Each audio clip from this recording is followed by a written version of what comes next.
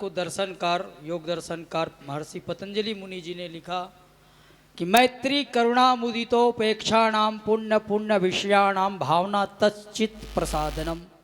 जहाँ चित्त की प्रसन्नता हो वो कार्य हम सबको करना चाहिए।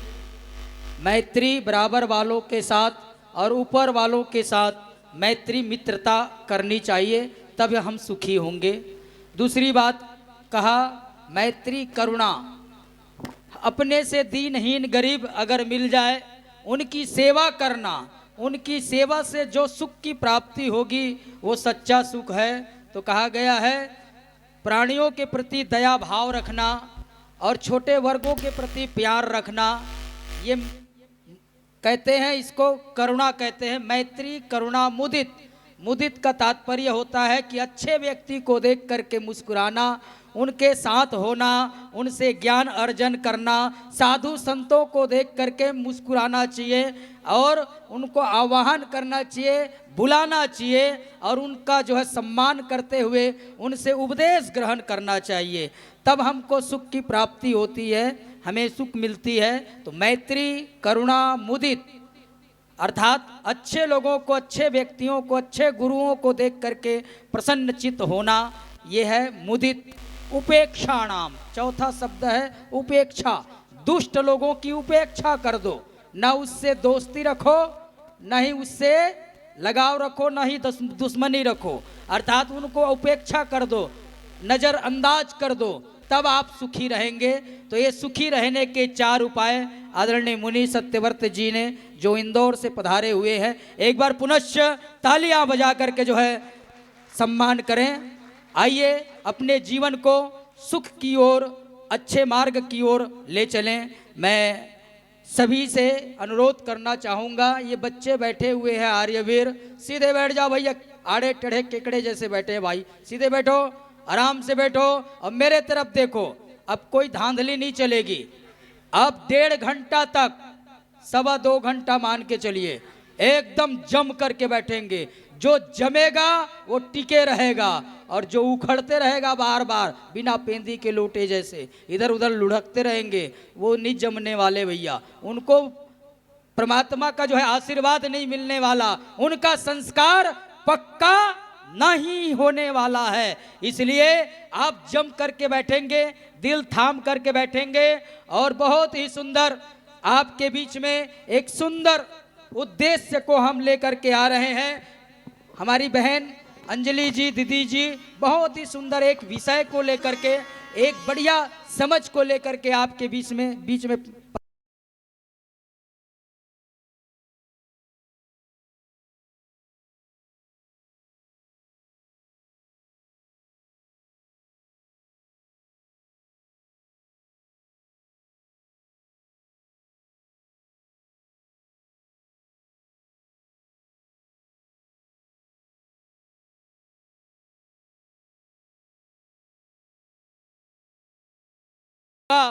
तो हनुमान जी पवन पुत्र बन गए। कहने का तात्पर्य जैसे जैसे संग करोगे वैसा वैसा रंग चढ़ेगा। दारू पीने वालों के साथ सत्संग हम करते हैं, बीड़ी फूकने के वाले के साथ हम सत्संग करते हैं, हुक्का मारने वालों के साथ हम सत्संग करते हैं, चौखड़ खेलने के वाले के साथ हम सत्संग करते हैं। तो इन सत्संगों से हमें क्या फायदा होता है? फायदा नहीं, उल्टा जो है उनका उल्टा परिणाम ही मिलता है। हम अच्छे लोगों के साथ सत्संग करें। इतने सारे विद्वान आए हैं, अपने घरों में आतिथ्य सत्कार करिए।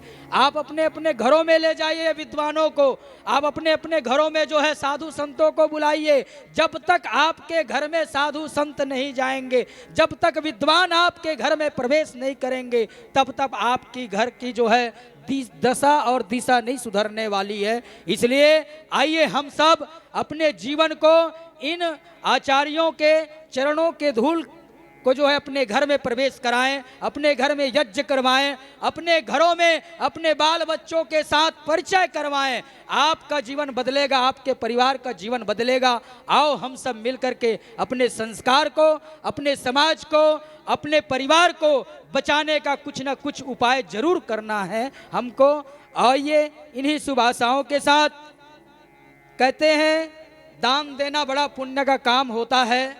और आर्य समाज विक्रम नगर के जो उत्सव है, गोल्डन जुबली जो मनाई जा रही है, जो रजत स्वर्ण जयंती मनाई जा रही है, इस स्वर्ण जयंती में सहभागिता के रूप में कहते हैं सेंडो परिवार, मुकाती परिवार, ये दो परिवार ऐसे हैं जो हर साल बड़े कार्यक्रम करवाते हैं। राव आर्य समाज के द्वारा जो ये परिवार है, पिछले बार जो है बहुत बढ़िया बहन संगीता जी आई थी, उससे पूर्व जो है दीदी जी भी गई थी, और अनेक विद्वान वहाँ आते रहते हैं। तो कहने का तात्पर्य ये परिवार बड़े ही जागरूक हैं, और कहते हैं इस कार्यक्रम के लिए सेंडो परिवार एवं मुकाती परिवार के सौजन्य से इस कार्यक्रम के लिए 11,000 की राशि वो प्रदान कर रहे हैं। एक बार जोरदार ताली बजा करके स्वागत करें।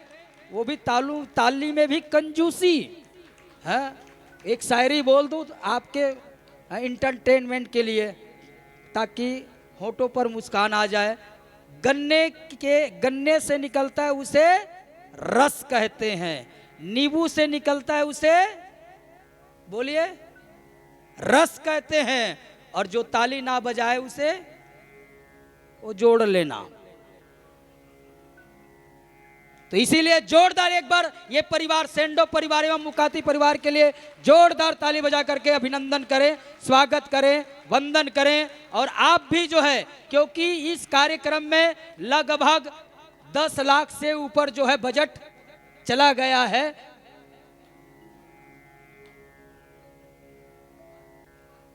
आज की प्रसाद भी इन्हीं के द्वारा है। एक बार जोरदार ताली के द्वारा डबल धन्यवाद है। तो देखिए आप भी जो है प्रसाद की व्यवस्था कर सकते हैं। आगे आओ, है अपने अपने लोगों को ही जो है पाटीदार को ही खिलाते हैं, हम लोगों को भी कभी खिला दिया करो। कहने का तात्पर्य है आप प्रसाद बांटिए, सहभागिता बनिए, और अपने जीवन में जो है सुख शांति को प्राप्त करिए। मैं बहुत ही सम्मान के साथ पूज्या दीदी जी को जो है मैं आमंत्रित करना चाहूँगा। बिना अविलंब जो है आइए हम उनको सुनेंगे और दत्तचित्त होकर के सुनेंगे। मैं स्वागत के लिए हमारी माताएं जो आई हुई हैं, आज जितने भी यजमान हैं, यजमान माताएं जो यज्ञ में यजमान बनी है वो खड़े हो जाएं जल्दी, फटाफट जल्दी खड़े होइए। मैंने संकेत भी किया था कि अपने ड्रेस में आना। हाँ आइए, सभी आएंगे और दीदी जी को जो है दुपट्टे से, ओम के दुपट्टे से जो है स्वागत करेंगी। और एक बार पुनश्च हमारे दीदी जी के लिए जोरदार, बहन अंजलि आर्य जी के लिए जोरदार करतल ध्वनि के साथ जो है स्वागत करें, अभिनंदन करें, वंदन करें। सभी जल्दी आ जाएं, सभी माताएं आए। अब कोई बात नहीं, शर्माने की जरूरत नहीं है। आइए सभी ऊपर आ जाएं। और हमारे सुंदर अपने उंगलियों की जादू दिखाने वाले आदरणीय हमारे बीच में ओम प्रकाश जी उपस्थित हैं। एक बार जोरदार ओम प्रकाश जी के लिए जोरदार ताली बजा करके स्वागत करें। और इनके स्वागत के लिए मनोहर लाल जी राजोदा आर्य समाज से पहुंचे हैं, उनसे मैं निवेदन करना चाहूँगा। आदरणीय मनोहर लाल जी हमारे आएंगे और दुपट्टा से हमारे आदरणीय ओम प्रकाश जी का स्वागत करेंगे। हमारे बीच में ब्रजेश जी हैं जो इनके ढोलक के थाप उंगलियों पर चलता है। आइए हम उनका स्वागत के लिए मैं आदरणीय हमारे बीच में नागदा आर्य समाज से कमल नारायण जी पधारे हुए हैं, मैं उनसे भी निवेदन करना चाहूँगा। ये भी जो है बड़े क्रांतिकारी हैं, हर साल जो है कुछ न कुछ कार्यक्रम अपने आर्य समाज में करवाते हैं। मैं आदरणीय जी से निवेदन करूँगा और स्वागत करेंगे। आदरणीय हमारे नागदा आर्य समाज से कमल जी,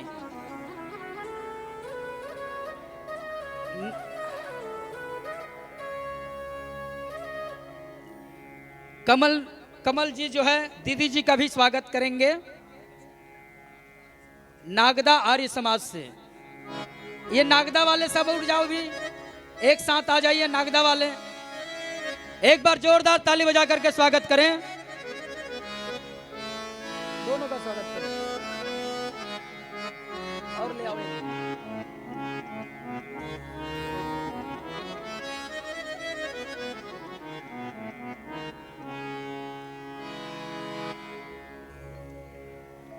थोड़ा शीघ्रता कर लेंगे, समय कम है हमारे पास।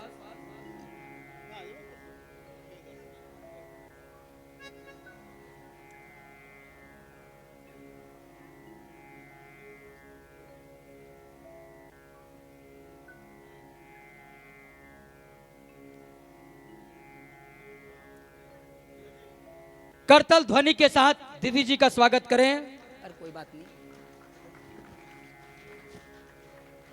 ये ताली है जी, हैं? मतलब दाल बाटी खा करके भी धांधली करें आप।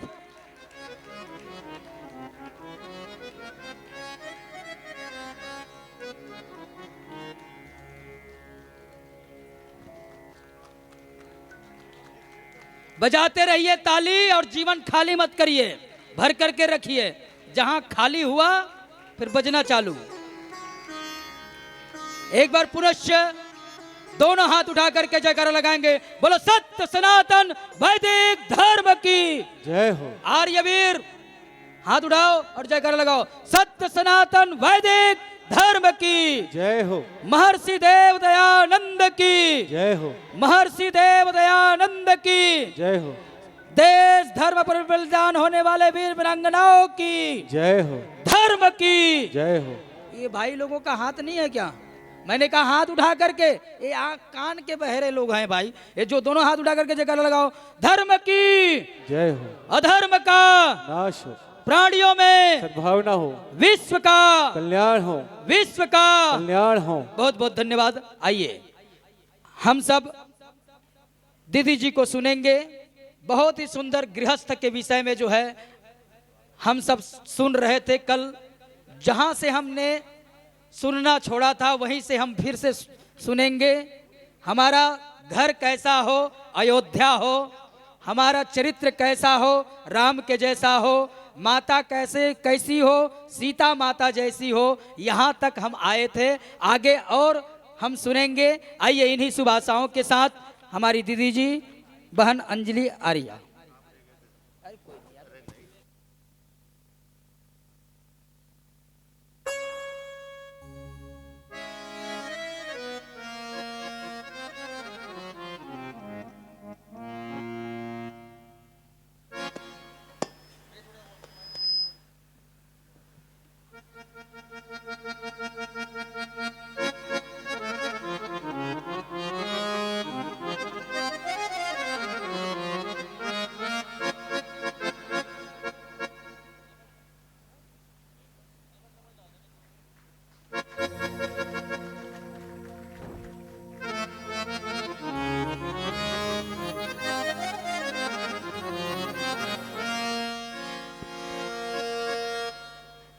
ओम ओम।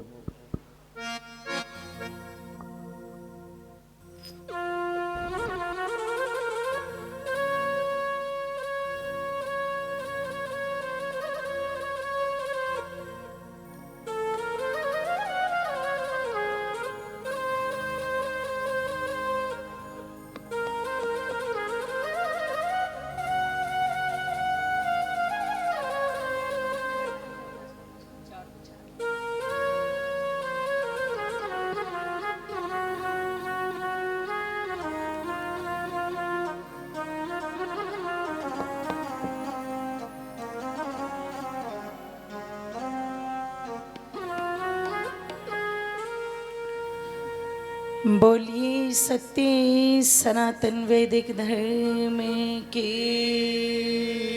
जय। कम करो थोड़ा सा।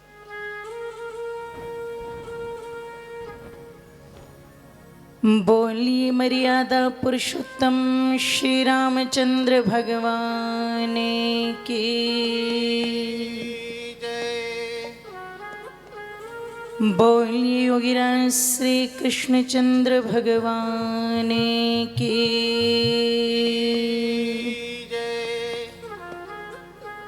बोलिए आनंद कंद युग प्रवर्तक महर्षि दयानंद जी महाराज की बोलिए वेद भगवान की बोलिए जनारायण भगवान की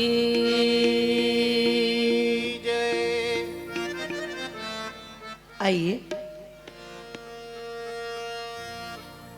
सभी अपनी मन स्थिति को एकाग्रचित करते हुए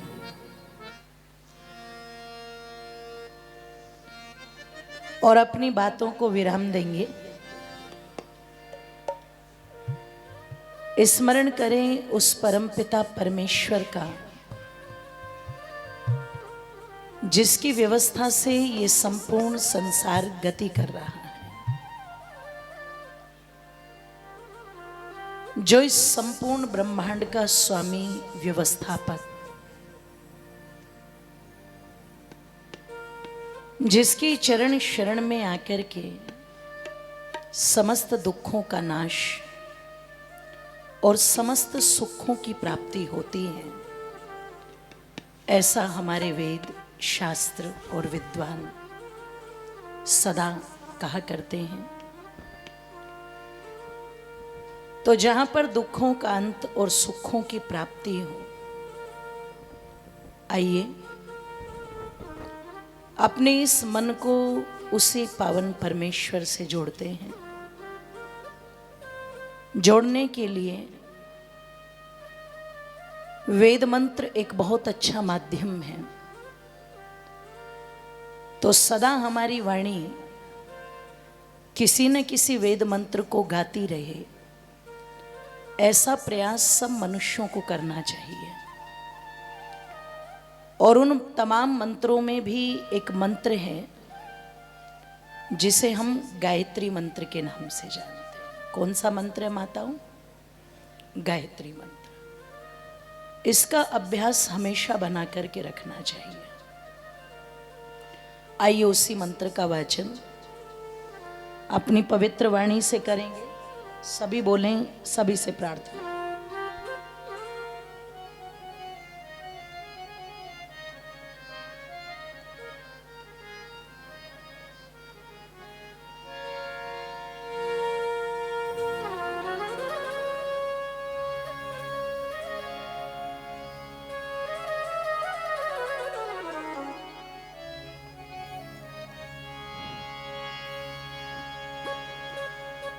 ॐ भूर्भुवस्वः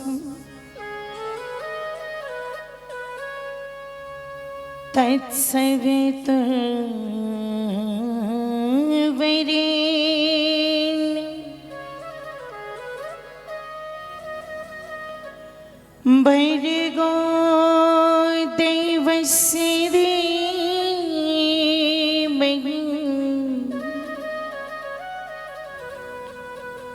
धियो यो नः प्रचोदयात्।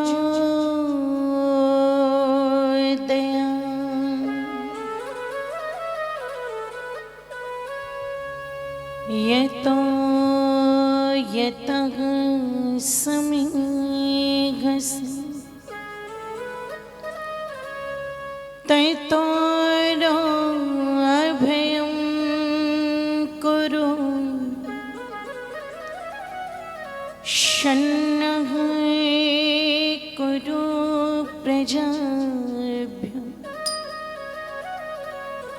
अभयं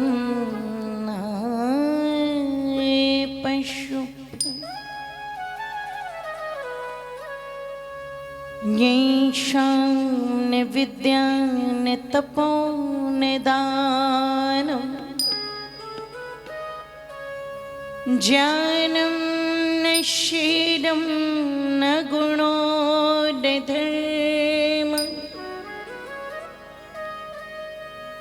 ते मृत्युलोके भुवि भारभूता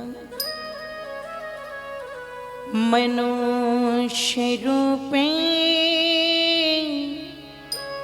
मृगाश्चरन्ति ॐ शान्तिः शान्तिः शान्तिः।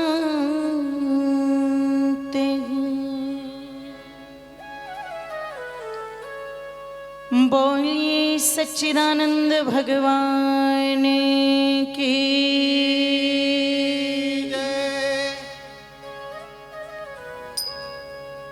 छोड़ दे उल्टे काम रे,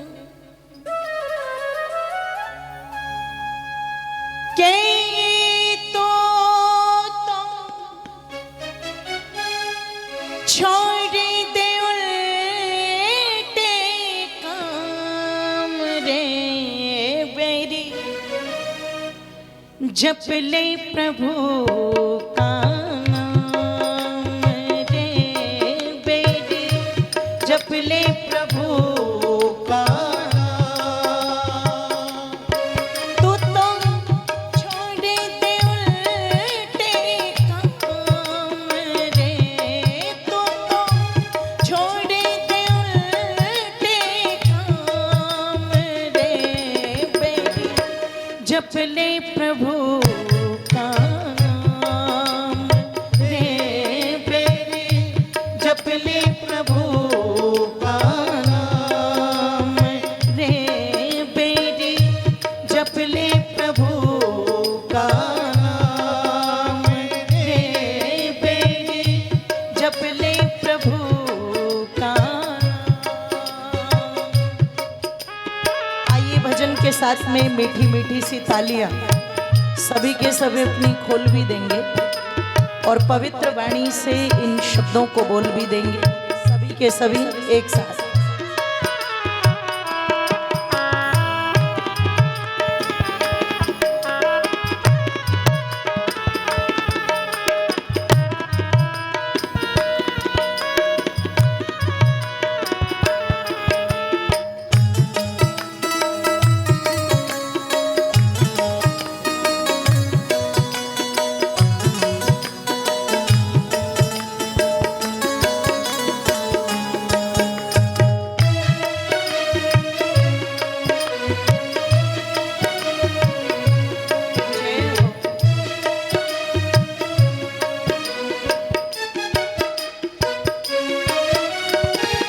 जिस दौलत पर इतना भरोसा, जिस दौलत पर इतना भरोसा, ना जाने कब दे जाए धोखा, ना जाने कब दे जाए धोखा।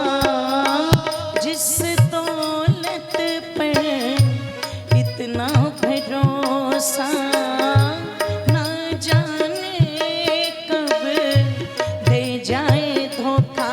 ये तो लुट जाए सरेआम रे, ये तो लुट जाए सरेआम रे बेरी, जप ले प्रभु का नाम रे बेरी, जप ले प्रभु का नाम। तू तो छोड़ दे उल्टे काम रे, तू तो छोड़ दे उल्टे काम रे बेरी, जप ले प्रभु का नाम रे बेरी, जप ले प्रभु का नाम रे बेरी, जप ले प्रभु का नाम रे बेरी, जप ले प्रभु का नाम।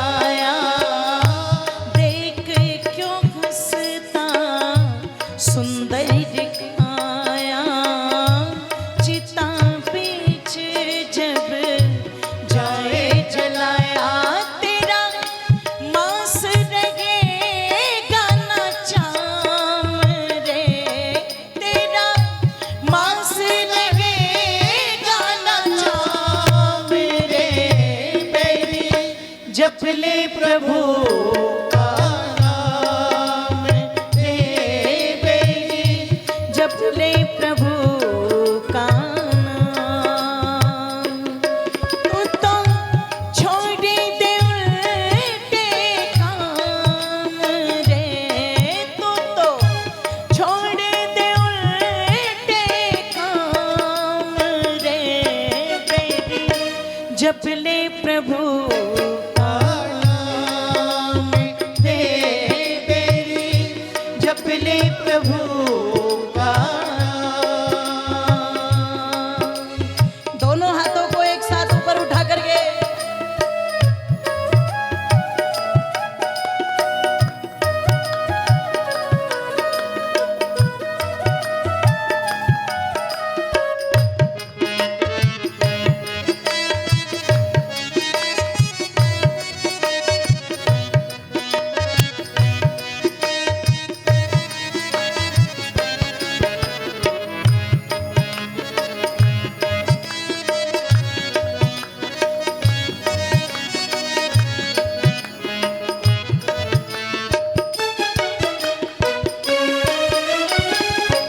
पाप करे और गंगा नहाए, पाप करे और गंगा नहाए, इससे तो अपने पाप छुड़ाए, इससे तो अपने पाप छुड़ाए। पाप करे और गंगा नहाए, इससे तो अपने पाप छुड़ाए। तेरा होगा बुरा अंजाम रे, तेरा होगा बुरा अंजाम रे बेरी, जप ले प्रभु का नाम रे बेरी, जप ले प्रभु का नाम।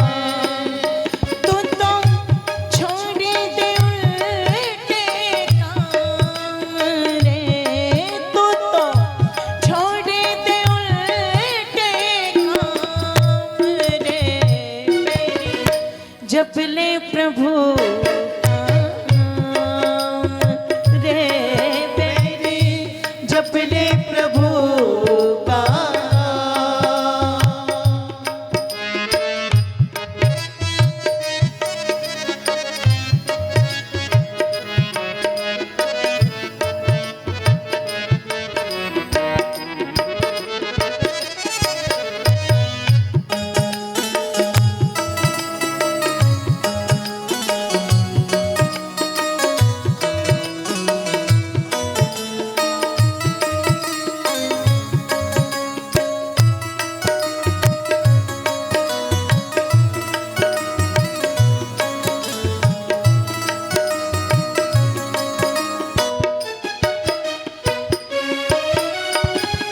प्रभु नाम से निकला तो बच के, प्रभु नाम से निकला तो बच कर, मोह माया के जाल में फंस कर, मोह माया के जाल में फंस कर, प्रभु नाम से निकला तो बच कर, मोह माया के जाल में फंस कर। तो बन गया आज गुलाम रे, तो बन गया आज गुलाम रे बेरी, जप ले प्रभु का नाम रे बेरी, जप ले प्रभु का नाम। तू तो छोड़ दे उल्टे काम रे, तू तो छोड़ दे उल्टे काम ले प्रभु का नाम रे बेटी जप ले प्रभु का नाम रे बेटी जप ले प्रभु का नाम रे बेटी जप ले प्रभु का नाम रे बेटी जप ले प्रभु का नाम रे बेटी जप ले प्रभु का नाम।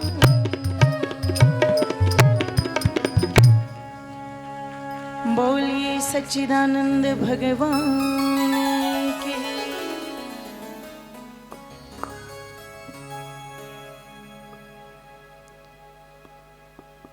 पवित्र पावन व्याख्यान वेदी पर उपस्थित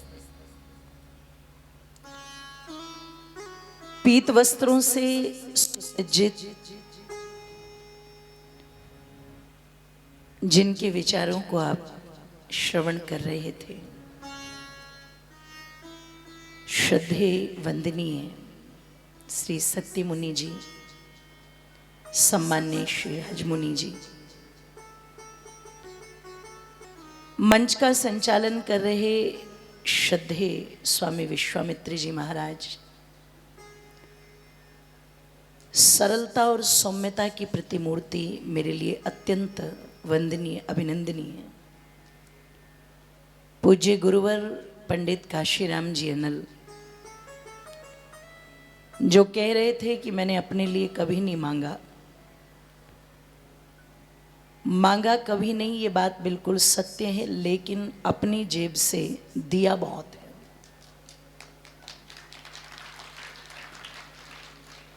प्रत्यक्ष मैंने अपनी आंखों से देखा, जहां किसी गुरुकुल की घोषणा हुई 51,000 1 लाख, गौशाला की घोषणा हुई, कहीं पर भी कोई कार्य इस प्रकार का आया तो कई बार तो मेरी कथाओं में ऐसे प्रसंग आए कि सबसे पहले अगर घोषणा हुई तो वो गुरुजी की तरफ से हुई।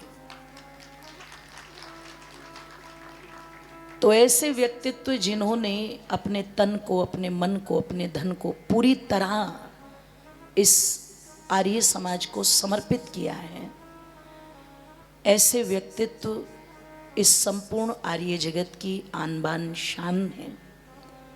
मैं उन्हें नमन करती हूँ, प्रणाम करती हूँ और परमात्मा से उनके उत्तम स्वास्थ्य की कामना करती हूँ। इस पवित्र पावन सभा में उपस्थित हमारे आर्य प्रतिनिधि सभा के उप प्रधान भी हैं मध्य प्रदेश के, और इस कार्यक्रम के संरक्षक भी हैं, सूत्रधार भी हैं, प्रेरणा स्रोत भी हैं, पूज्य बाबूजी लक्ष्मी नारायण जी। लक्ष्मण की भांति बिल्कुल उनके कदम से कदम मिलाकर के चलने वाले कृषि दर्शन के संस्थापक आदरणीय हमारे श्री रमेश बाबूजी, और इस विक्रम नगर मौलाना आर्य समाज से जुड़े हुए हमारे वो समस्त सम्मानित पदाधिकारी वृंद, जिसमें हमारे भारत जी भी हैं और भी बहुत लोग हैं, और जो वर्तमान के हैं वो तो धन्यवाद के पात्री हैं, पर जिनके कारण हम स्वर्ण जयंती समारोह मना रहे हैं, जिन्होंने आज से 50 वर्ष पहले इस विक्रम नगर के अंदर आर्य समाज की नींव को डाला। और मैं समझती हूँ आज तो अनुकूल परिस्थितियाँ, उस समय बड़ी विषम विपरीत परिस्थितियाँ रही होंगी, पर उन विषम और विपरीत परिस्थितियों में भी जिन्होंने अपना तन मन धन लगा करके इस आर्य समाज रूपी पौधे को यहाँ पर पुष्पित किया, पल्लवित किया, क्योंकि कहा जाता है कि जो तीर निशाने पर न लगे वो पक्का तीरंदाज नहीं, वह नारी निंदा के योग्य सदा जिनके नैनों में लाज नहीं, और उस नगरी की शोभा फीकी है जहाँ कायम आर्य समाज नहीं। तो जिन संस्थापकों ने, जिन पूर्वजों ने हमारे इतना सुंदर ये बीजारोपण यहाँ पर किया, आज उनके शरीर हमारे मध्य में नहीं है, आत्मा भी पता नहीं किन शरीरों में विचरण कर रही है, ये ईश्वर की व्यवस्था। लेकिन उनका जो यश है, उनकी जो कीर्ति है, वो हमेशा रहेगी, वो कहीं जाने वाली नहीं है। तो मैं उन पवित्र आत्माओं को भी नमन करती हूँ, और वर्तमान में जो उनके परिवार के सदस्य हैं, क्योंकि ये एक दो व्यक्तियों का काम नहीं, इसमें तो विक्रम नगर मौलाना के बहुत लोगों ने अपना सहयोग किया होगा, तो वो सब परिवार धन्यवाद के पात्र हैं। एक बार उनके लिए भी जोरदार तालियां। हमारे मध्य में राउ से उपस्थित आदरणीय हमारे श्री अरुण आर्य जी, अनिल जी और हमारे मुकाती जी, प्रकाश जी, कैलाश जी, मैं आपका नाम भूल जाती हूँ, अब की बार कैलाश पर्वत से आपको याद रखूंगी। और मुकाती जी भी आए हुए हैं ना, हाँ बिल्कुल बिल्कुल, तो मैं उनका भी धन्यवाद करती हूँ। और हमारे मध्य में नागदा आर्य समाज से चल करके स्वामी जी ने तो उन्हें नारायण बना दिया, पर हमारे आदरणीय भ्राता श्री कमल जी आर्य, कमल नारायण जी एक विद्वान भी है बहुत गड़े छत्तीसगढ़ के, तो घबराने की जरूरत भी नहीं है। फिर मैं कहूँगी कि पुत्रेष्टि यज्ञ कराना हो तो कमल नारायण जी से संपर्क करें।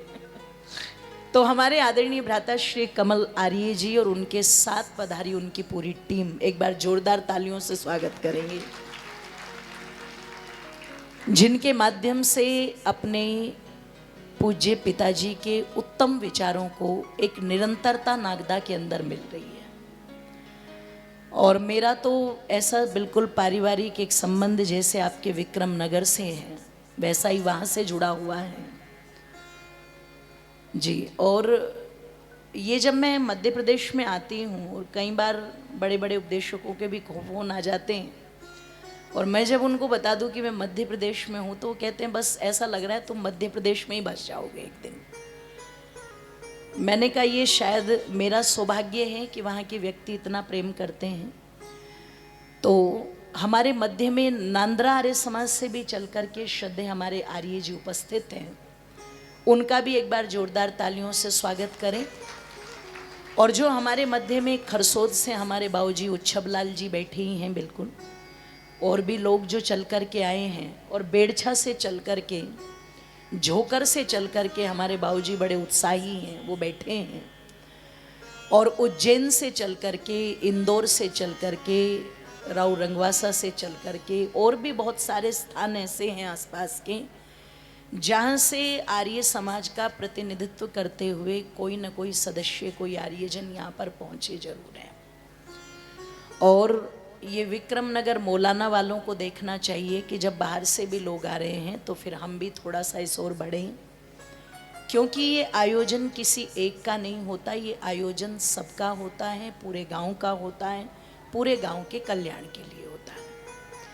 तो सभा में उपस्थित सभी धर्मनिष्ठ महानुभाव, वंदनीय मातृशक्ति, मेरे भाइयों और बहनों, बहुत सुंदर चर्चा आप लोगों के मध्य में बड़े संक्षिप्त में श्रद्धेय पूज्य मुनि जी ने एक प्रश्न के माध्यम से की कि आप सब क्या चाहते हैं। कहते हैं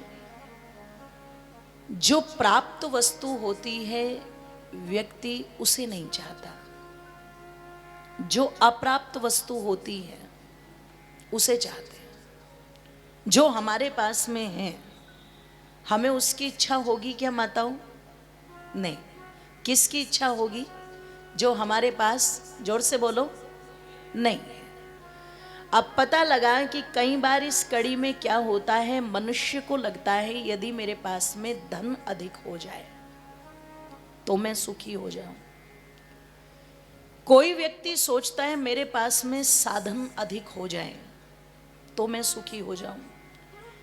किसी को लगता है अभी छोटा मकान है तो ये मेरी परेशानी का कारण हो सकता है, ये बड़ा हो जाए तो तब मैं सुखी हो जाऊं। किसी को लगता है अभी मेरे पास में धन संपदा जो है वो कम है, तो एक मोटा सा बैंक बैलेंस हो जाए, मोटी मोटी एफडियां हो जाएं, तब थोड़ा सा सुख का स्तर बढ़े। और ये जो बात है ये केवल आज की बात नहीं है कि ये वर्तमान में प्रश्न है ना, ये पहले से उठता आ रहा है।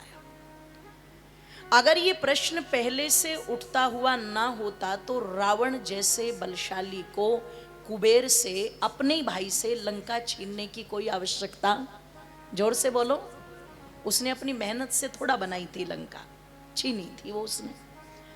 अगर सब कुछ प्राप्त हो जाने से मनुष्य सुखी हो जाता तो बताओ दुर्योधन को क्या आपत्ति थी 5 गांव देने में?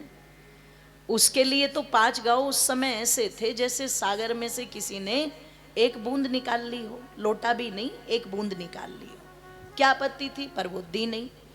और कभी आप पढ़ कर के देखिएगा इतिहास, मैं निवेदन कर दूं आप लोगों के मध्य में, तो इतिहास के पन्नों में आपको एक नहीं अनेक उदाहरण ऐसे मिलेंगे जहां मनुष्य ने धन संपदा का कारण जान जान करके, मेरी माताओं, कहा जाता है अपने ही लोगों को मारने की योजना बनाई, और केवल योजना नहीं बनी अपितु उनको मारा भी गया। वर्तमान में भी राजनीतिक गलियारों में सत्ता के लालच में पता नहीं कौन किसको कब मार दे, कब रास्ते से हटा दे, पता नहीं लगता।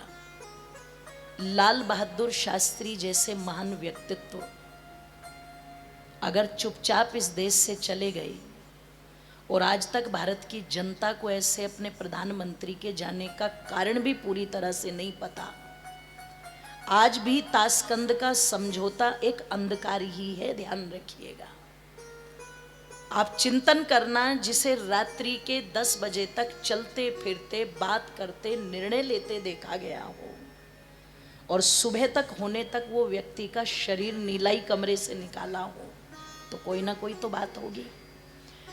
तो कई बार व्यक्ति को लगता है कि अगर मैं ये सारे साधन जुटा लूं, धन संपदा जुटा लूं, पद बढ़ा लूं, बैंक बैलेंस बढ़ा लूं, तो ये मुझे सुखी कर देंगे। अभी जैसे स्वामी जी कह रहे थे ना शराबियों का सत्संग, तो मैं पीछे पीछे बैठे सोच रही थी शराबियों का सत्संग नहीं होता, उनकी तो महफिल होती है। अगर शराबी सत्संग करने लगे तो फिर तो दिक्कत ही किस बात की है, फिर तो हम भी ठेके के सामने ही भजन गाएंगे बैठ के, है जी। जुआरियों का सत्संग नहीं होता, जुआरियों की तो महफिल होती है, ध्यान रखिएगा। मांसाहारियों का सत्संग नहीं होता, मांसाहारियों की तो जोर से बोलो। अच्छा, तुमने सुना किसी शराबी को फोन पे कहते भैया आजा अपना सत्संग करेंगे? बोलता है क्या कोई? है जी। हाँ, एक वाक्य तो वो जरूर बोल देते हैं पत्नी को झांसा देने के लिए, अरे भैया वहां आ जाना, थोड़ा सा बैठ लेंगे एक बार। अब वो बैठना शब्द जो है वो पत्नी तो तुरंत समझ जाती है कि कैसे बैठेंगे, तो सत्संग शब्द का प्रयोग तो वो करते ही नहीं। और वो क्या करेंगे, सत्संग शब्द वहां पर घटता भी बोलो नहीं है। सत्संग तो अपने आप में अपने अर्थ को बता रहा है, सत्य जमा संग। जहां सत्य का संग किया जाए उसे क्या कहा जाता है, बोलो सत्संग। तो जिन मनुष्यों ने ये माना कि हमें साधन मिल जाए, सुविधाएं मिल जाए, धन मिल जाए, संपदा मिल जाए, वस्तु मिल जाए तो हम सुखी हो जाए, तो मैंने देखा कि जिनके पास में 2 जोड़ी कपड़े हैं वो इतने दुखी नहीं है, पर जिनके पास में 200 जोड़ी कपड़े हैं, तुम बताओ माताओं कौन दुखी होगी? बताओ जल्दी से, है जी।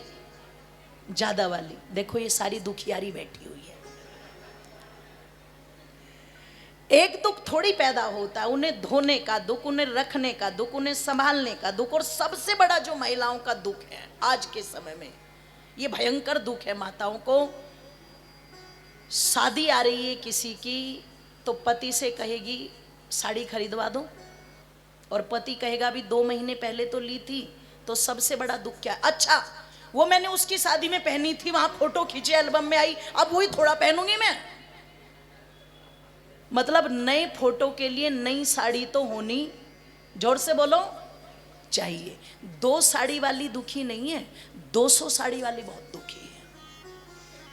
निवेदन आप लोगों के मध्य में कर दूं, जो कम खा रहे हैं वो दुखी नहीं है। ईमानदारी से बताओ दुखी कौन है? जिन्हें खाने को, जोर से बोलो, ज्यादा मिल रहा है। और इतने दुखी है, बड़े बड़े अरबपति लोगों को मैं देखती हूँ इंटरमिटिंग फास्टिंग करते हुए नजर आते हैं कि 12 घंटे में कमल भैया एक बार खाना है बस। क्यों? शुगर हो गया, बीपी हो गई, ये बीमारी वो बीमारी, हड्डियों में दर्द, नसों में दर्द, सर्वाइकल हो गया, कमर में दर्द, फलाना दर्द।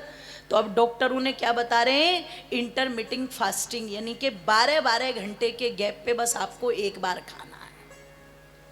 और फिर वो 1 महीने बाद बताते नहीं आराम तो लग रहा है।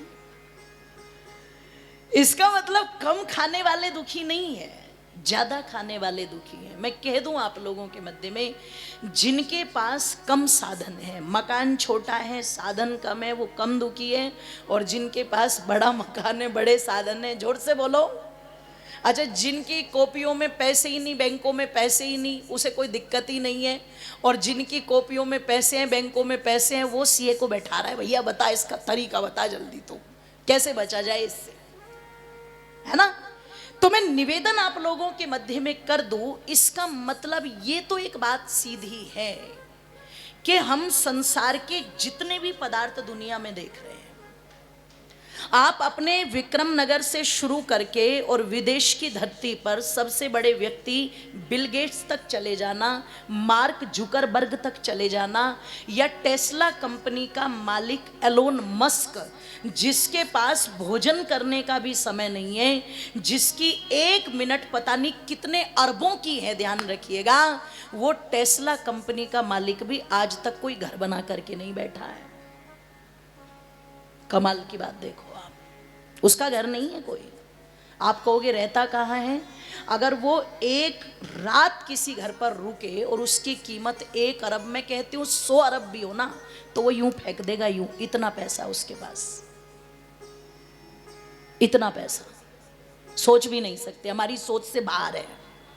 जो व्यक्ति 2035 तक दुनिया के लोगों को मंगल पर बसाने की बात कर रहा हो, वो छोटा व्यक्ति तो नहीं होगा।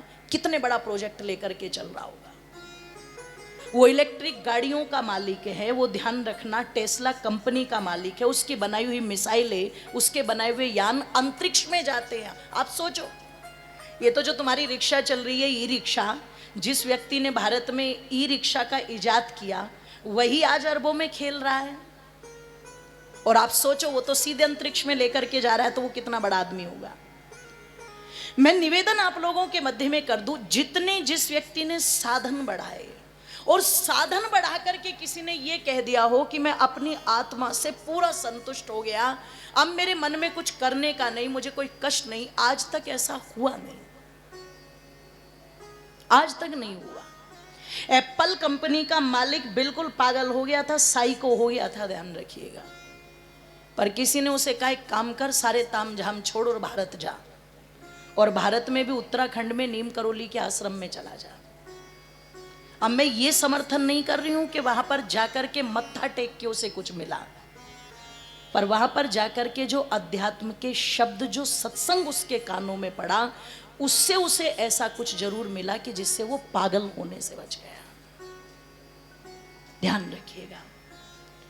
इसका मतलब दुनिया के जितने भी साधन हम एकत्रित करते हैं, इनकी मनाही नहीं है। मेरी बात सुनकर के ये बिल्कुल मत मान लीजिएगा कि मैं विरोध कर रही हूं इन चीजों का, मैं बिल्कुल नहीं कर रही हूं, ये जरूरी है। लेकिन एक सोच यहां से बिल्कुल अलग करनी पड़ेगी व्यक्ति को, और वो सोच क्या कि ये जितने भी साधन हम कमा रहे हैं, सबसे पहली बात तो है कि ये मुझे सुख नहीं देंगे। सुख का मतलब होता है जिसकी समाप्ति ना हो। लेकिन वस्त्र लेकर के भी अगर दूसरे वस्त्र लेने की इच्छा है, तो इसका मतलब ये अधूरापन हुआ। एक समय भोजन करके भी दूसरे समय भोजन करना है, तो ये अधूरापन हुआ। एक वस्तु पाके भी दूसरी वस्तु की इच्छा है, तो ये अधूरापन हुआ। तो ये क्या है? ये सब चीजें हमें सुविधा दे रही है। वस्त्र है मेरी सुविधा के लिए, मकान है मेरी सुविधा के लिए, गाड़ियां हैं मेरी सुविधा के लिए, ये संपदाएं हैं मेरी सुविधा के लिए, लेकिन इनसे मुझे सुख मिलेगा, ये मनुष्य का बहुत बड़ा भ्रम है। ये बहुत बड़ा भ्रम है। इसलिए जो दुनिया के सबसे अमीर आदमी बिल गेट्स जैसे, मार्क जुकरबर्ग जैसे, आप सोचो कि ये लोग भी परेशान है जी, इन्हें भी तकलीफ, इन्हें भी कष्ट, इन्हें भी कलेश, सब कुछ है इनके पास में, तब भी कष्ट, तब भी कलेश। पर आप एक बार कभी मेरे कहने से नहीं, अपनी इच्छा से जब आपको समय लगे, आप जाते तो वही घूमने भ्रमण करने तीर्थों पर जाते हो कि नहीं जाते हो? जाते हो ना। तो एक बार कभी आप हरिद्वार आदि से आगे गंगोत्री की तरफ चले जाना। केदारनाथ आप जाओ तो मंदिर के दर्शन करने से पहले कुछ गुफाओं के भी दर्शन करना। और जब आप उन गुफाओं के दर्शन करोगे, जब आप उन स्थानों के दर्शन करोगे, तो तुम्हें किसी गुफा में कोई मूर्ति नहीं मिलेगी, कोई पूड़ी पकवान बनाता हुआ नहीं मिलेगा। ध्यान रखना, 2-4 बर्तन, एक चटाई, एक चादर, कुछ अन्न का थोड़ा सा सामान, और तुम्हें वहां पर एक बिल्कुल कौपीनधारी यानी कि केवल एक वस्त्र में कोई साधु जरूर मिलेगा। तुम ठंड में कांप रहे होंगे और वो बिल्कुल आराम से ठंड में मस्ती में होगा। बिल्कुल तुम वहां पर जाकर के सोचोगे यहाँ पराठे मिलते कि दाल बाटी मिलती कि क्या मिलता, और उसे पता लगा अगर उसके पास में आटा भी है तो वो आटे की मोटी सी कच्ची पक्की रोटी बनाता है, खा लेता है।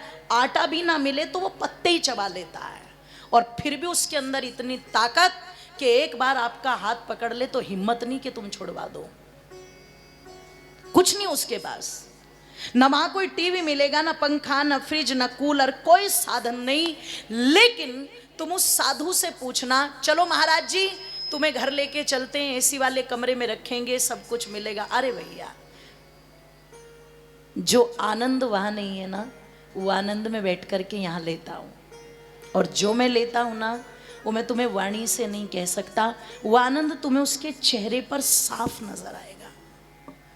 कुछ भी नहीं है लेकिन वो फिर भी सुखी है। तो एक बात तो स्पष्ट हो गई कि दुनिया के जितने भी साधन हैं वो हमें सुविधा दे सकते हैं, सुख जोर से बोलो नहीं दे सकते। उस बाबा के पास कुछ नहीं, वो फिर भी सुखी है। साधु के पास कुछ नहीं, वो फिर भी सुखी है। साधक के पास कुछ नहीं, वो फिर भी सुखी है। क्या मिल रहा है उसको वहां पर ऐसा? हमने शरीर को खुराक दी, वो अपनी आत्मा को खुराक दे रहा है। और ध्यान रखना, शरीर आत्मा को नहीं चलाता, अपितु आत्मा शरीर को चलाती है। तो महत्व चलने वाले का ज्यादा है कि चलाने वाले का? जोर से बोलो, चलाने वाले का। हम गलती पर कहाँ हैं? हम चलाने वाले पर ध्यान नहीं दे रहे, बस चलने वाले शरीर पर ध्यान दे रहे हैं। इसलिए ऋषियों ने कहा कि अपने जीवन में एक बैलेंस बनाओ। और बैलेंस क्या बनाओ? शरीर पर भी ध्यान दो। इसका भी अपमान करने की बात नहीं कही, इस पर भी ध्यान दो। अच्छा खाना चाहिए। अच्छा, अच्छा खाने का मतलब क्या है जी? चिकन चिल्ली बकरा खा लो, मुर्गा खा लो, ये अच्छा है क्या? जोर से बोलो। बादाम खाओ, काजू खाओ, दूध पियो, घी खाओ। और वो जो क्या बता रहे थे आचार्य जी, वो 8 डोने पी गए आज।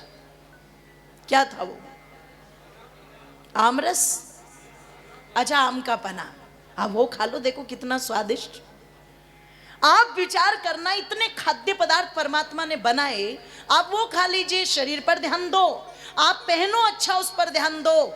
लेकिन जो शरीर का मालिक है, जीवात्मा, उसकी जो खुराक है वो भी तो उसको मिलनी चाहिए कि नहीं मिलनी चाहिए? जोर से बोलो। इसलिए ऋषि दयानंद ने कहा, जैसे साधक लोग बैठ करके ईश्वर का ध्यान करते हैं, ऐ संसार के गृहस्थियों या मनुष्यों, तुम्हें भी न्यून से न्यून 1 घंटा सुबह, 1 घंटा शाम को परमात्मा का ध्यान करना, जोर से बोलो, इसलिए कहा। और मैं कह दूं आप लोगों के मध्य में जो इन दोनों विधाओं को साथ लेकर के चलते हैं ना माताओं, उनके जीवन में एक बैलेंस बना रहता है। फिर वो व्यक्ति कमाता भी है, पर कमा करके अपने पास नहीं रखता, फिर उसको देता भी है। अब ये MDH वाले महाशय जी क्या करते थे? खूब कमाते थे, पर कमा करके जहां गुरुकुल बने वहां दे दिया, जहां गौशाला बनी, जोर से बोलो, वहां दे दिया, जहां गरीब कन्याओं की शादी हुई, जोर से बोलो, वहां दे दिया। तो क्या हुआ फिर? शुद्धि होती रही, तन की भी शुद्धि, मन की भी शुद्धि और धन की भी शुद्धि, वो सब शुद्धियां होती रही। तो जब व्यक्ति अपने जीवन में ये बैलेंस बना लेता है तो कहीं ना कहीं जीवन अपने आप आनंद में चलने लगता है, और फिर व्यक्ति अपने आप कहने लगता है जी बस परमात्मा ने सब कुछ दे रखा है, जो जीवन से कुछ बन पड़े वो कर देते हैं। तो ईश्वर की कृपा से जीवन अच्छा चल रहा है, जीवन में किसी प्रकार का कोई अंधकार नहीं है। इसलिए शास्त्रकार ने एक बड़ी सुंदर बात कही, और वो क्या कहता है, श्रोत्रम श्रुतनेवन कुंडलेन दानेन पारिणाय तो कंकेण विभाति कायं करुणापरायणा प्रोपकारायणो तो चंदेन। शास्त्रकार ने कहा, हे मनुष्यों, भगवान ने जो तुम्हें ये कान दिए, मातो ध्यान से सुनना, तो क्या कहते हैं, इन कानों की शोभा सोने के कुंडल पहनने से तो नहीं बढ़ेगी। तो कब बढ़ेगी?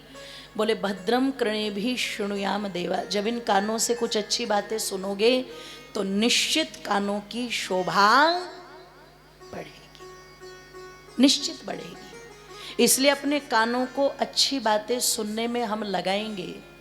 तो हमारे सुचिशत जी मुनि जी क्या कह रहे थे, सुनने से ही तो संस्कार बनेंगे, और जो सुनेगा ही नहीं उसके संस्कार बनेंगे क्या? जोर से बोलो, नहीं बनेंगे। इसलिए कहा सुनो, और सुनने में भी क्या सुनो, कोई गालियां दे रहा हो तो वो मत सुनो, कोई अपशब्द कह रहा हो तो जोर से बोलो वो मत सुनो, कोई अश्लील वाणी से प्रयोग कर रहा हो तो वो मत सुनो। भद्रम कर्णे भी, जो भद्र बातें हैं, अच्छी बातें हैं, वो सुनो। और जिसे सुनना आ गया, आज समस्या जानते हो परिवार में क्या है, कोई किसी की सुन करके खुश नहीं है। ना तो बहू सास की सुनना चाहती है जी, और ना ही सास, जोर से बोलो, हाँ तुम भी कौन सा कम थोड़ी ना हो, तुम पुराने चावल हैं ये भी सारे, वो भी नहीं सुनना चाहती अगर बहू कुछ अच्छा कह रही है। बेटा बाप की नहीं सुनना चाहता और बाप बेटे की नहीं सुनना चाहते, माँ बाप बच्चों की नहीं सुनना चाहते और बच्चे अपने, जोर से बोलो, माँ बाप की नहीं सुनना चाहते। मतलब सबसे बड़ी पीड़ा यही है।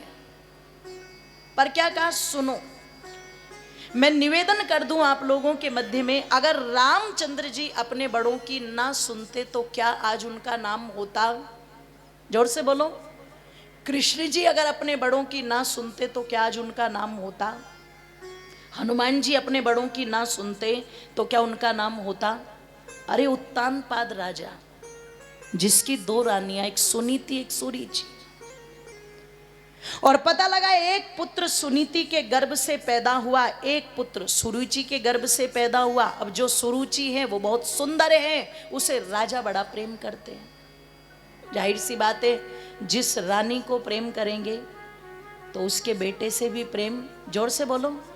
अच्छा ये सच बात है कि झूठ है माता? और जोर से बोलो, और जोर से बोलो। गलत है ये। क्यों गलत है? कभी रामायण को पढ़ना तुम।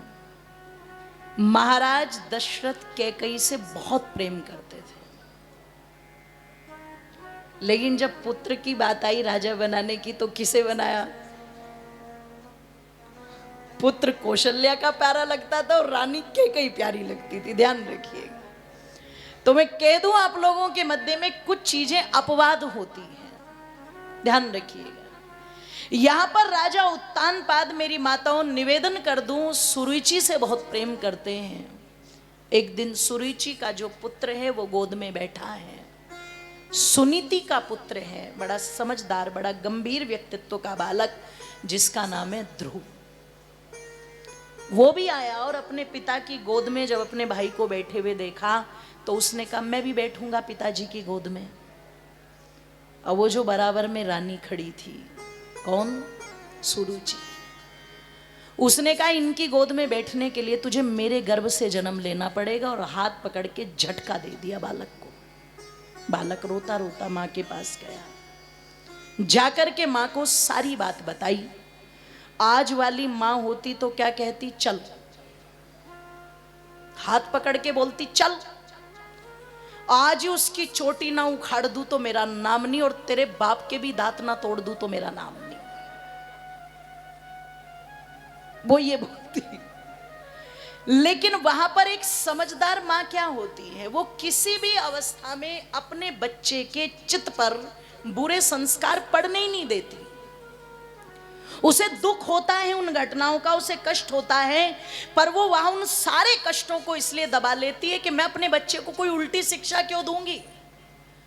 उस समझदार बुद्धिमती स्त्री ने अपने बेटे से कहा, बेटे तू किसकी गोद में बैठना चाह रहा था? कि पिता की गोद में। कि अच्छा तू जानता है पिता से भी बड़ा एक पिता होता है? तो ध्रुव ने बड़े ध्यान से सुना। अच्छा मां, मेरे पिता से भी बड़ा कोई पिता है? वो तो राजा है, इतनी बड़ी उनकी प्रजा है, उनसे बड़ा कोई कैसे हो सकता है?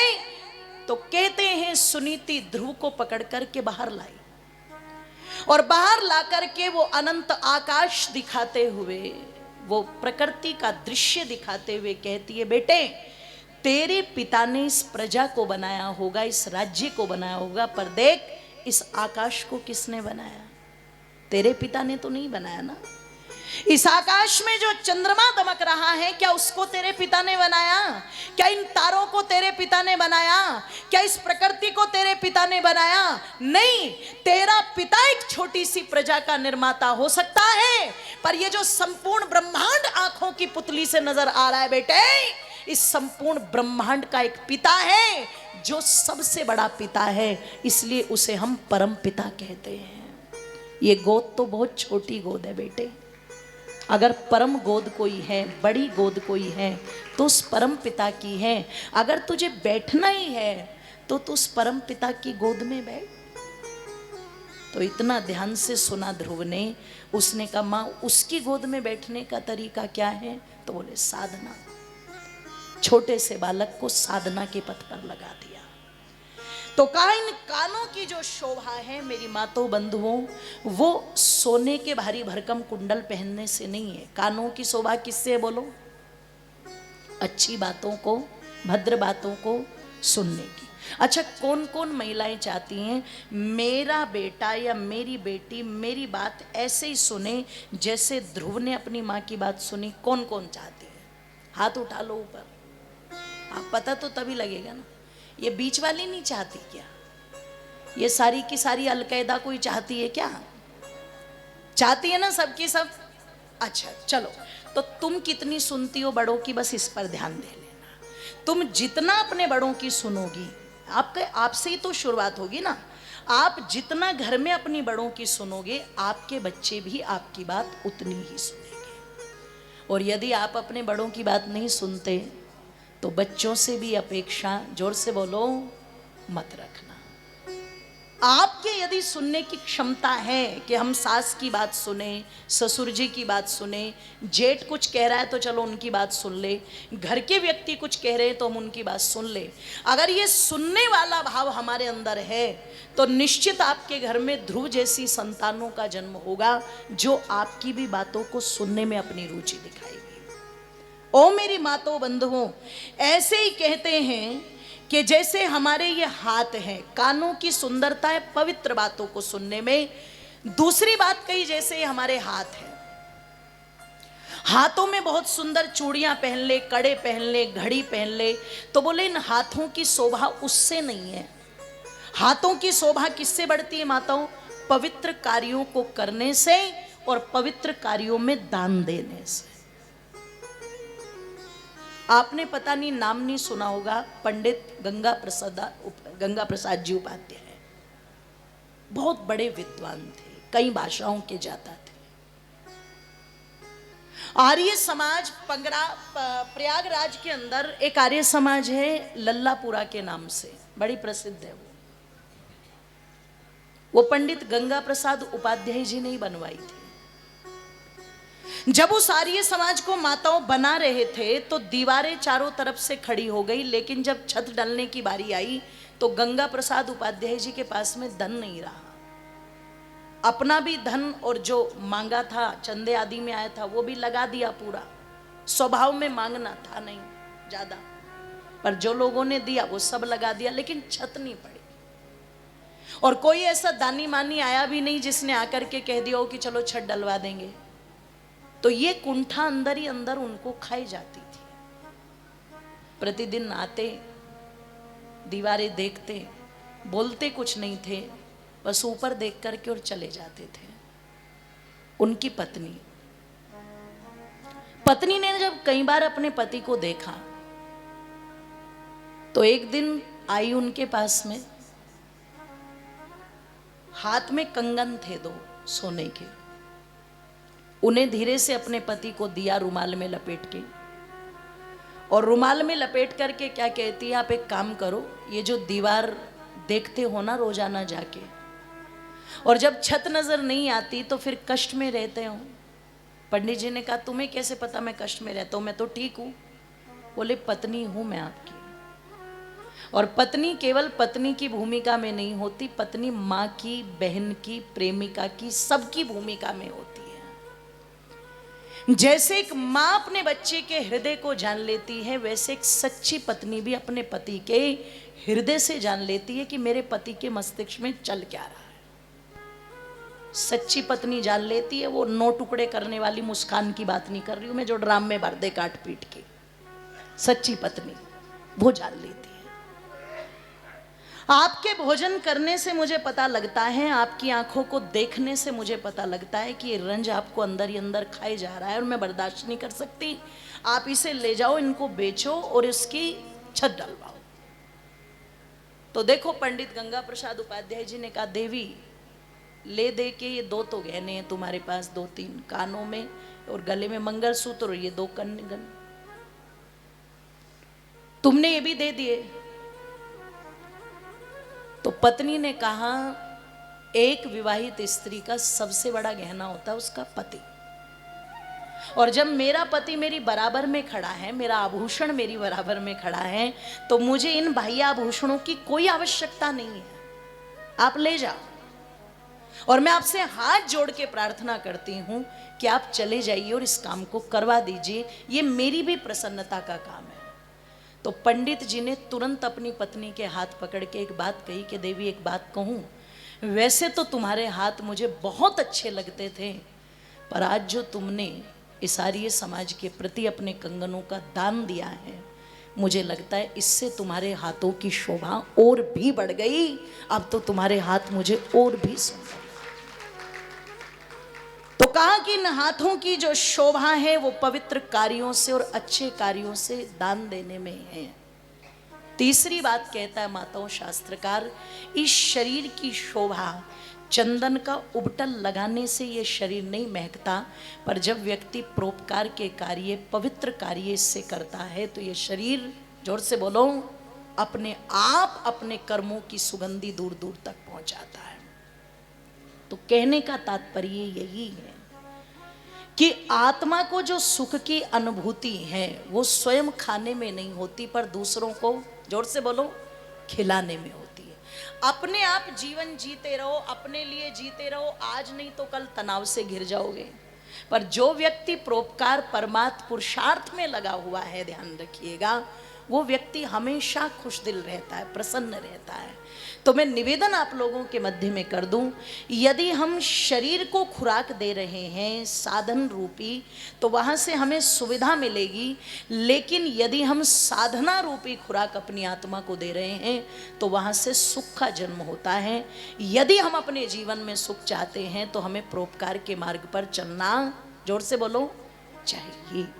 इसलिए जब भी जीवन में अवसर मिले, सोते सोते तो बहुत दिन हो गए, जब भी जीवन में अवसर मिले किसी न किसी संगठन से जरूर जुड़ो, कोई ना कोई कार्य अपने जीवन में ऐसा जरूर करो जिससे आप दूसरों को कुछ मदद पहुंचा सको।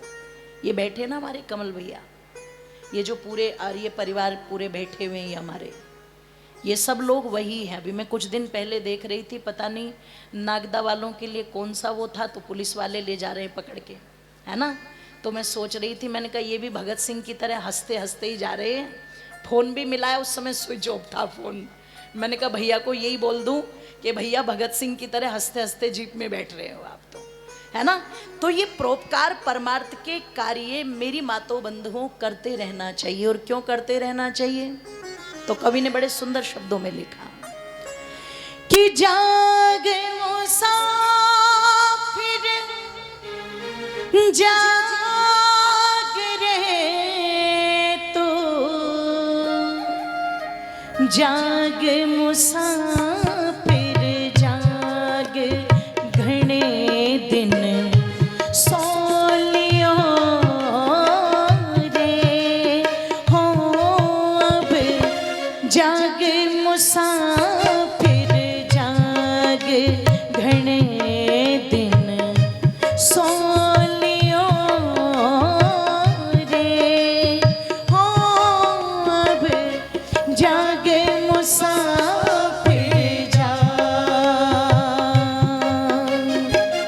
जाग मुसाफिर जाग रे तो, जाग मुसाफिर जाग घने दिन सोलियो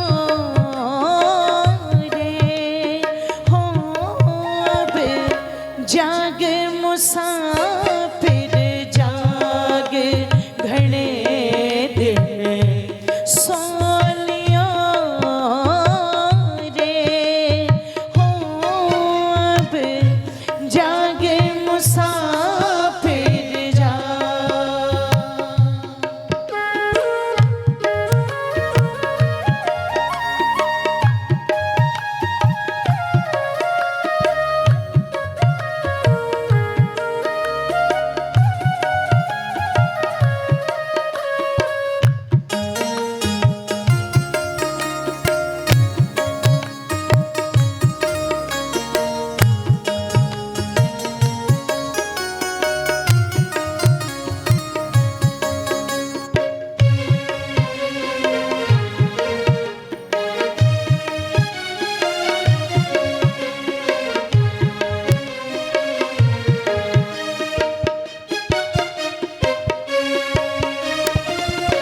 पहला सोया मात करब में, उल्टे पैर पसार रे भाई मारा, उल्टे पैर पसार।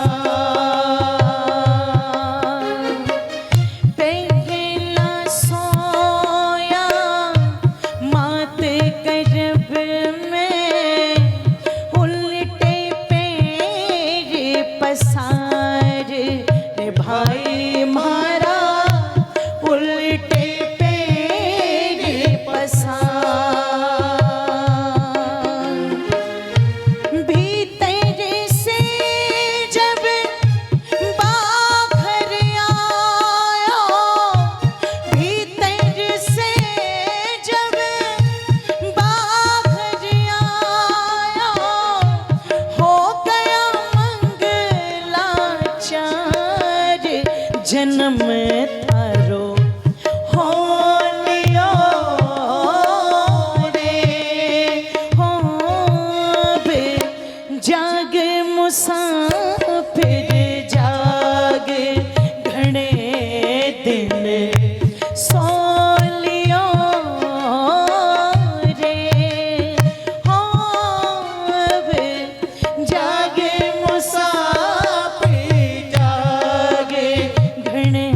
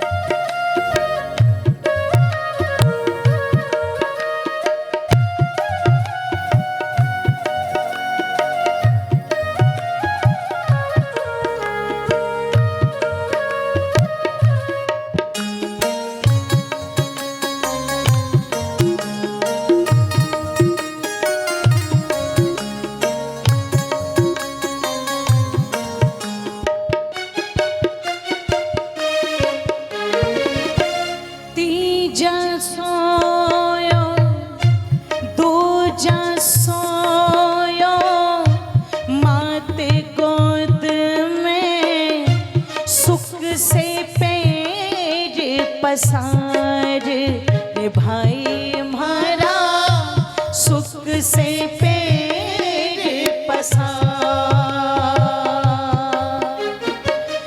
दूजा सोया मात गोद में सुख से पैर पसार रे भाई हमारा सुख से पैर पसार भगिनी बुआ सब लाड लड़ावे भगनी बुआ सब लाड लड़ावे दे तुझको उपहार लाड थारो होलियो रे हो अब जागे मुसाफिर जागे लाड़े थारो होलियो रे हो अब जागे मुसाफिर जागे घने दिन सोलियो रे हो अब जागे मुसाफिर जागे घने दिन सोलियो रे हो अब जागे मुसाफिर जागे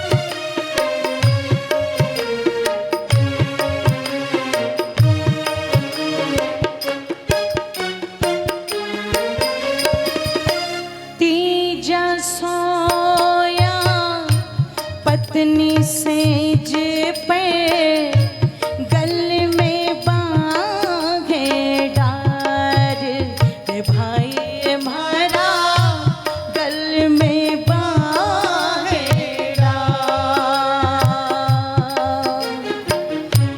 तीजा सोया पत्नी सेज पर गल में बांधे डार रे भाई हमारा गल में बांधे डार रोग लिया बना भोग ये कारण रोग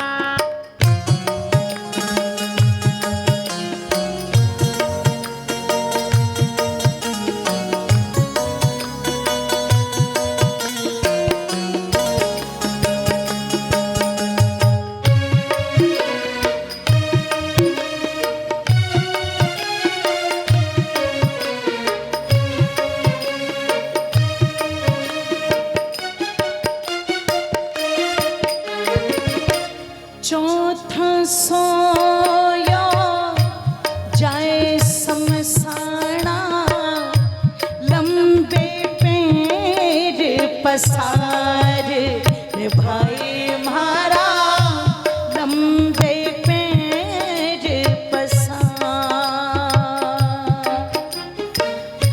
चौथा सोया जाए समसाना, लंबे पैर पसार रे भाई म्हारा, लंबे पैर पसार।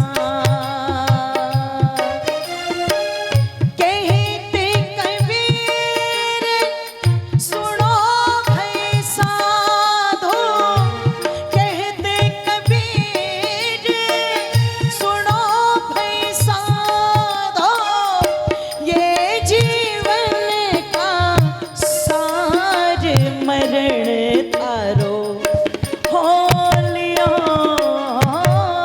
रे। हो अब जाग मुसाफिर जागे, मरण थारो हो लिया रे। हो अब जाग मुसाफिर जा,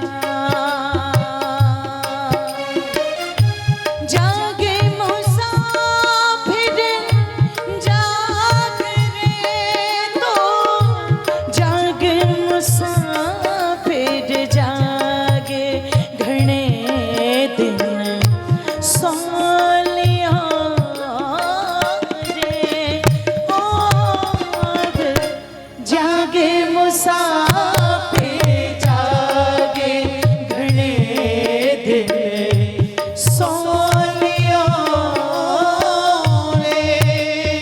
हो अब जागे मुसाफिर जागे घने दिन सो लिया रे। हो अब जागे मुसाफिर जागे घने दिन सो लिया। हो अब जागे मुसाफिर जा। बोलिए सच्चिदानंद भगवान की तो जय। जीवन कहीं इसी में ना निकल जाए। आहार निद्रा भय में तुरंत सामान्य में तत्पशुभिर नराणाम। इस सामान्य सा दृष्टिकोण है जीवन का, जीवन इसी में ना निकल जाए। इसलिए अपने जीवन में साधनों से अधिक साधना को महत्व दो, शुभ कर्मों को महत्व दो। और जब भी जीवन में अवसर मिले, ये किसने कराया, कौन कराने वाला है, हमें बुलाया कि नहीं बुलाया, मुझे निमंत्रण व्यक्तिगत मिला कि नहीं मिला, मेरी फोटो छपी कि नहीं छपी उस पैम्पलेट पर, ये सब बातें छोटी बातें होती है। इन्हें पीछे रख करके ये मानना कि ये सत्संग जो चल रहा है ये मेरे जीवन को बनाने वाला है, ये मेरे जीवन को प्रेरणा देने वाला है। और मेरा जीवन ऐसे छोटे उद्देश्यों के लिए नहीं है। उद्यानम ते पुरुष नाव यानम, मैं कुछ महान कार्यों को करने के लिए संसार में आया हूँ, इसलिए उन महान उद्देश्यों की तरफ मैं बढ़ूँ। और महान उद्देश्य हमें छोटी सोच से बाहर निकालते हैं। छोटी सोच क्या है? जेठानी कम काम करती है तो मैं ज़्यादा क्यों करूँ, है जी? ये क्या है? जोर से बोलो। छोटी सोच। बहन आ गई, उसे साड़ी बढ़िया सी दूंगी, और ननंद आ गई, ओहो यही मारूंगी इसके माथे में फेंक करके अब की बार। छोटी सोच। और जब छोटी सोच में हम जीते हैं तो हमारे वातावरण आसपास छोटा बनेगा कि बड़ा बनेगा? जोर से बोलो। बड़ा बनेगा। चीज़ों को अगर बड़ा बनाना है तो गृहस्थ का जो विषय है, मैंने वो इसलिए ज़्यादा इसलिए नहीं लिया क्योंकि बाबूजी ने वो सत्र रात्रि में रखा हुआ है, संभवतः, है ना। दिन में वो सत्र नहीं था, इसलिए मैंने वो विषय नहीं छेड़ा, उसका उपदेश कम किया। पर छोटी सोच से बाहर निकल करके बड़ी चीज़ें कैसी बनाई जा सकती, और कितनी बड़ी? मेरा घर मेरी अयोध्या। मेरा घर, जोर से बोलो। कौन कौन चाहता है अयोध्या बनाना? सब चाहते हैं ना? तो रात्रि में खा पी करके ठीक बिल्कुल समय पर आ जाना और पहले कम आ जाना, जब मैं बैठूं तब सब आ जाना, ठीक है? आप सभी का बहुत बहुत धन्यवाद। बड़े शांतचित और दच्चित मनोभाव से सुना, हृदय से आपका धन्यवाद। सबका मंगल हो, कल्याण हो। ओम शांति।